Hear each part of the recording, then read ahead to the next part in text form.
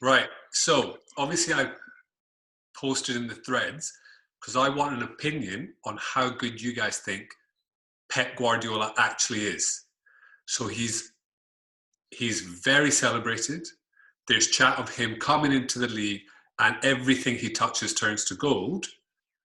But I don't know, I want to go straight to you, Mikey, because it's the Manchester thing. Like, you guys have got a rival where you've always had a rival that's been another city.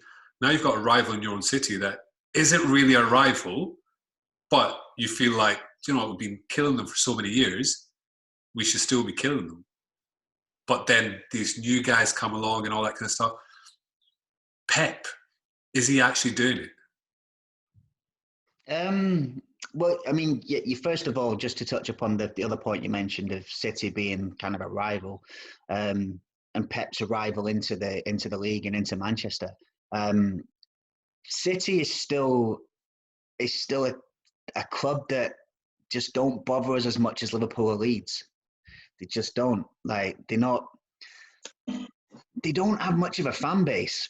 Do you know what I mean? So it's not like you're going to come across too many of them that are going to noise you up. So when you lose to Leeds or Liverpool, you are going to hear about it. When you lose to say City, that living down in London, though, eh? What's that? You would say that living down in London, though, eh? Yeah, but Mancunian, so don't give me that shit. But yeah, no, you don't really. I mean, I've got some friends that are City fans, but predominantly you don't. I've probably got more friends that support Liverpool and Leeds in Manchester than City supporting friends. That tells you all you need to know. It's just because they are historically massive teams. But obviously, City have become a threat, certainly on the field, over the last few years. And Pep has kicked that on. City were, they kind of really rose to prominence under Mancini. Aguero goal still. It was that goal, wasn't it? It was that goal with Aguero that everyone just was like, we cannot have this. Like, how did we lose it like that? And I remember seeing Alex Ferguson after, because you lost on goal difference. It was like, it wasn't points. I remember Alex Ferguson saying, trust me, that will never happen again. That will never happen again. Do you know what's really interesting? Van Persie straight off that. Yeah, but really interesting, you go back to before that, he almost predicted it to himself, because what really kicked that on, really, if I'm honest, was the 6-1. It was the 6-1 earlier that season. And when they were asking him about how terrible the result was, and he was like, about the points difference, and he went, I'm not worried about the points difference. I'm very annoyed that we lost 6 goals. We should have stopped at 3-1. We should have shut down and took our medicine, because goal difference will play a part this year. Actually said it. Wow. And then that's what happened. Do you know what I mean? So was that a little bit of fronting up from Ferguson at the time to try and deflect, or was he genuinely concerned about goal difference? We'll never know. But it did actually happen. So that's it's an incredible story. But that's how it went. Everybody I know remembers that moment vividly. Like, everyone I know remembers the Aguero goal. Like, remembers where they were, who they were with, what they were doing. They remember it so well because it was just that's a once in a lifetime moment for City. Like, that will not happen again, where they, like, I just don't think he'll ever get that close again for, like, goal difference, 93rd, like, it just won't happen again. There's only one time I think of when it went as to the wire. And I don't mean like it went to the last day of the season. I mean, it went to the last kick of the season could determine it. And it was when United lost it to Blackburn. Blackburn lost at Liverpool. And it went into United had to score in injury time, just one. They'd already equalised, you had to score. And Andy Cole missed like 3 1-on-1s or something insane. Like, and if he scores, United are champions. He doesn't. I remember that as well. That was the one, but he looked certain to score. And Andy Cole had a great career at United, but he struggled a bit that year, and he was quite short of confidence. And Liverpool as well in the 1989. Oh, outside of the Premier League one, that one's insane. That's still probably the best one because you were directly facing each other as well. Yeah. That's still probably the one that I'm sure that's a sore one for you, G, but that one is possibly still edges the Aguero one, but to win it, going into injury time, needing to score twice and then doing it. Yeah. United are already think it's over, so United technically were champions for the space of that 1 minute. It was, but to bring it back to Pep, is he really that good? I think he's an incredible coach. Personally, I think he has an incredible philosophy of football. I think there's often the accusation that he can only do it with massive budgets, and of course that's what he's had at every club. So it's hard to see what he would do without that because we haven't seen it. But what I do think with Pep is that I think the coaches that I always like have real philosophies, styles of play where if you have players that aren't even 2/3 as good as the other player that has to play when someone's suspended or injured, they're still going to play a certain way. They still look like, it's like your systems and patterns of play aren't dependent entirely on the players that you have. But I also think that Pep is an elite coach and is capable of getting the best from elite players. And how many times do you see coaches that haven't got that mentality and strength and respect and all those things that come with being an accomplished and acclaimed coach struggle to handle big name players? We spoke a lot, G, about Roy Hodgson in the last one. That was someone who couldn't handle the Liverpool job. He just couldn't handle it. And probably struggled with the England job as well, although not quite as bad. But, you've got to be a certain type of mentality to be able to handle players of the likes of that Barcelona team that he had, which is still the best team I've seen play. I watched them decimate my Man United team twice, and you couldn't get upset or angry. You were like, they were fucking incredible. So I think Pep is an elite coach, and I think he's an elite coach because he's actually that. I think he's actually a coach. I think he improves players, and I think he's got the mentality to lead elite players. The thing I'll say to that, so there's obviously he's always had the strongest squad in the league. That has always been the case. So whichever league he goes to, he goes there with the strongest squad. And that, I think, is what allows you to win a league. If you've got the strongest squad in a league, and people talk about, winning the league is a true kind of reflection of how good a team actually is. Winning the Champions League or any other, it's a knockout competition, blah, blah, blah. You always have these arguments with City fans. And it's, when you've got the strongest squad, it's like running a marathon. When you've got strongest squad and you've got lots of pacemakers that can keep guiding you through the marathon and stuff like that, then your chances of winning the marathon are higher. But see, when you've actually just got to put your on the block and win that specific game. Okay, Pep gets found out. Like Mourinho's done him over. Like Pep gets found out with that kind of situation where it's a one-to-one kind of situation. Champions League's a great example. He's won it, 10 years ago? And then he doesn't come. But in the Champions League, he comes up with other league squads that are the strongest in their country. So when he's up against the strongest squads from other countries, he's not performing. Is he good enough to perform? Yes. And I reckon if that was a league environment, he probably would do quite well. But when it's so it always puts a doubt in my head that, okay, strongest in the league with the strongest squad spending the most money. There was a chart daily that showed that if you spend every 100 million you spend, you buy 9 points. Now, Man U have kind of defined that, and so have Everton. So Everton have spent a great ton of money and not really bought those 9 points. But Liverpool bought the 9 points, City bought the 9 points, but City bought more than 9 points. They spent a bit more. So Pep goes, spends his millions, buys the 9 points and wins the league. Is he a great coach? I don't know. I'm watching this show called The Last Dance. Michael Jordan, are you watching on Netflix? I've not watched it yet, but it is very much on the list. I can't wait. Unbelievable show. But one thing they said that really kind of resonated was that the coaches saw Jordan and saw that he was a great player, but he was a great player that wanted to be coached and had the ability to be coached, right? So you often get players like, say, for example, someone like Pogba, maybe. I don't really know Pogba. Ravel Morrison's a great example of that in terms of lack of ability to being coached, because when he was coming through at United, everyone was like, oh, he's got to be the next big thing. He's got to be the next big thing. Where is he? West Ham, and then he went abroad somewhere. Rooney Never was seen speaking him. about him, wasn't he, this week? Yeah, Rooney and Ferdinand have both Mm. had the same about him, saying that he was absolutely brilliant, the most talented footballer they've ever seen.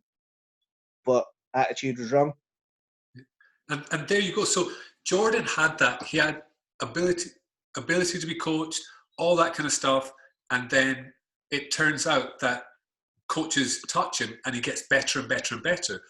Has Pep got a scouting team that are looking for these players that are talented but have the ability to be coached? And then they go to his club and he kind of... There's so many players that don't like Pep. Maybe those are the players that don't have the ability to coach, and he just sidelines them. Zlatan didn't get on. I feel like with Pep, with that one, Aali, just to go in there as well, is because again, like, he makes players adapt to the way he wants his teams to play. And Zlatan, that was definitely the Zlatan issue. I mean, I remember Thierry Henry brought this up when he was saying how good Pep was, but like how challenging he found it at first when he was being told to stay out wide, and he kept drifting in the pass, and he was like, but I need to get in that pocket, and that's where I play. And Pep said, well, you can stay out wide or you can sit on the bench next to me. Pep, so only went out wide. Do you know what I mean? Like, he has, he's very, very particular with how his teams play. This borderline obsession with possession. It's like he's always said, nobody will ever beat me at possession. He's absolutely obsessed with it. But then it's a case of preference, really, isn't it? But I think, to bring up your point you mentioned about his record against other top six, which is actually definitely an argument you can make against him. He still wins titles despite that, because winning a league isn't about what you do in one-on-one matches. That is, of course, how you win trophies, like, and other cups. But how you win the league is just simply the matter of points. And Pep's been able to consistently beat teams because his teams are consistently play a certain way. But other strong teams with great managers find ways to beat him in one-off matches, but still haven't often replicated that enough to beat him over a season. I think that speaks, again, to the consistency that Pep has. And of course, you can say all these players, the money he's been able to spend, but we've seen, like I said, there's been examples of people that have spent money and it hasn't worked. Pep signs players because he knows they will improve where he needs them to play, because he already has a plan for them. And if he didn't have a plan for them, he doesn't sign them. That's why he doesn't go for a lot of players. He's not really a reactional manager. Everything's proactive with Pep. Everything is planned to immaculate details. I love when you see the clips of him. I loved it more at Barca than I do at City. But I love watching the clips of him when he's with players and they've beat someone 5-0. And he's like tuning in, going, hey, hammering them. They could have been more. They could have been, you misplaced a pass. You shouldn't misplace a pass. I think the Mourinho, Guardiola, we'll obviously get into Mourinho as well, but that axis is really interesting because I always feel like Mourinho's really good at coaching people defensively and shape, and then he relies on certain forwards to winning games. Pep will take players. Look at Raheem Sterling. The improvement in Raheem Sterling, that's what I always look at to go, when he was at Liverpool in his first couple of seasons at City, he was quick and he was dangerous, but he didn't have the football IQ that he displays today. I don't think so. Or it hadn't been developed. Somebody hadn't pulled that from him. But when I watch Sterling play now, does that come with maturity? Because Sterling came through at the age of 17, 18, and then went to City at 22, 23. Yeah, so but gee, I would say it's the minutiae in coaching as well. It develops over time. It doesn't sort of just. Most 17, 18-year-olds aren't brilliant with football IQ. That's why you never get 17, 18-year-old centre-halves that are absolute world beaters, because they need higher football IQ than attacking players, arguably. You develop over time. Aside, no, just on that, do you think Raheem Sterling would be in this Liverpool team? Would he start? It's a tough question, isn't it? No. You don't? I don't think so. Who'd you take out? It'd be in Mane's position, wouldn't he? Yeah. And you can't take him on. Yeah. No. I mean, that's a great. If you're coaching, you've got that selection choice to make. You'd be happy, wouldn't you? Do you know? Yeah. So, they're all very, very good players. But I think, Sterling. There was a lot about how Sterling now receives the ball.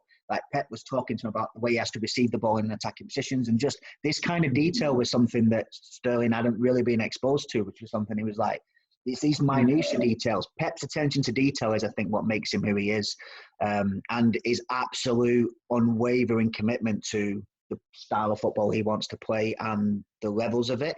I think then, look, at that point, then it's preference. You're either like, this guy is never going to change from that. And therefore, Wenger used to get similar things, right? He's not prepared to change. But I think Pep has more ways to adapt to play this game. Like, he can change formations, he can change shape, but he ain't going to change philosophy.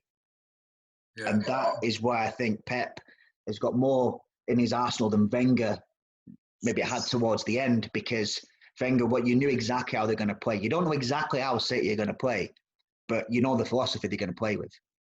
Yeah. That's where I think. So I was reading up on this thing that normally the pitch is divided into 18 grids, and Pep moves away from that. He divides it into 20 grids. And in that 20 grid, he always has, I'll try and get a picture to you, Mike, so you can put it on the screen, but he divides it so at any time, there's only 3 vertical players that you can pass it to, and 2 in a horizontal line and 3 in a vertical line. So you've got, for a player, he's got really one pass that way, and he occupies these certain grids. So I understand, but I think sometimes it gets to a stage where his belief in that 20 grid system becomes bigger than the player, becomes bigger than the team, becomes like the freedom that Rooney had at Man U. Pep couldn't offer that to anyone. No. Potentially, but maybe only one player in a team. I do feel like you've seen him. He does seem to give De Bruyne a bit more now than he's given other players. I definitely see that. I mean, he certainly gave Messi a bit more. I think he does pick one, but he doesn't give him total freedom, because, again, there's the belief in the systems and the patterns of play. And is that a plus or a minus? Is really, again, your own philosophy and take on football. I personally, I love that shit. I like the coaches that are actually, like, the managers that can go on they don't have to be the coach themselves, but they need to know who the coaching team is. Like, you can be, like, there's been a lot of praise for, say, Frank Lampard is someone else we might touch upon. But I actually think Jody Morris is a big reason for that. I think Jody Morris is a really, really good coach. So Lampard doesn't need to be a great coach if he's able to delegate that to the right people. Do you know what I mean? Like, Ferguson was great because of his man management. I don't think Ferguson was a world-class coach, but he was a world-class man manager that knew how to handle world-class coaches. So you just need to set up a team. Yeah. So that's the argument against Pep, the man management. That's what everybody talks about. But even Frank Ribery was like, Zlatan said he's a great coach, terrible man manager. Frank Ribery said that he complicates it. He talks too much. Football's a simple game. I think in Frank's head it might be a simple game because he is a class player, but I don't think football is a simple game. I think it's quite a technical game. But especially when you get to that level, especially when you get to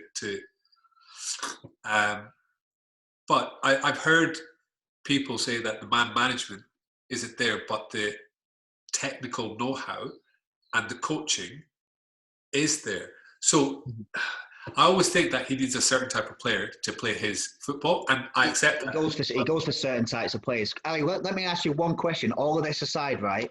Yeah. Watching a Pep Guardiola team play, what does it look like? Yeah, it's beautiful. It is enjoyable. And I remember it being enjoyable when they were the threat to Man U that Liverpool weren't. And Man U were still with Alex Ferguson and they were winning. And I was just like, anyone to beat Man U. And City were coming through. I was like, oh, this is nice. Oh, look at that. This is, do you know what I mean? And then, that was earlier. That wasn't with Pep. That was earlier. And you were just like, oh, they're playing that. But I think Pep goes to clubs that actually he is seeing that, okay, do you know what? These guys are playing threatening football. These guys do have someone like an Aguero and they value that player that can go and just bang in goals and stuff like that. Pep's all about goals. He's like, if you want to be a top class team, you have to score a lot of goals, not 1-0, not 2-0, like 5, 6, 7. And his teams do that. Watching at Barcelona was more enjoyable for me. I don't really like it, but was that the players though? Because he had, again, this one of the brought those players through though, because he coached them previously, because he'd come through the Barcelona B team. I think he was in charge of before, right? Yeah. So he actually went in there and put a lot of people's nose out of joint from it. It had been was it Rijkaard, I think it was before him. Was the manager before, yeah, and kind of the Ronaldinho team that everyone, what a player he was, but that team. But I think Pep was like, no, these are my guys, because again, he's like, it's not about the players, it's about the best players for this philosophy of football. And I think also is that I think what he's developed now is an elite coach mentality in terms of a reputation. Because, like you said, he's the coach you bring in when you're winning, you're almost ready to win, or you already are winning. But how do you turn that into more like a dynasty? People look at go, well, Pep could improve us. You look at these teams he's come in from, and they're like, he came in after Bayern Munich. They just won the treble, right?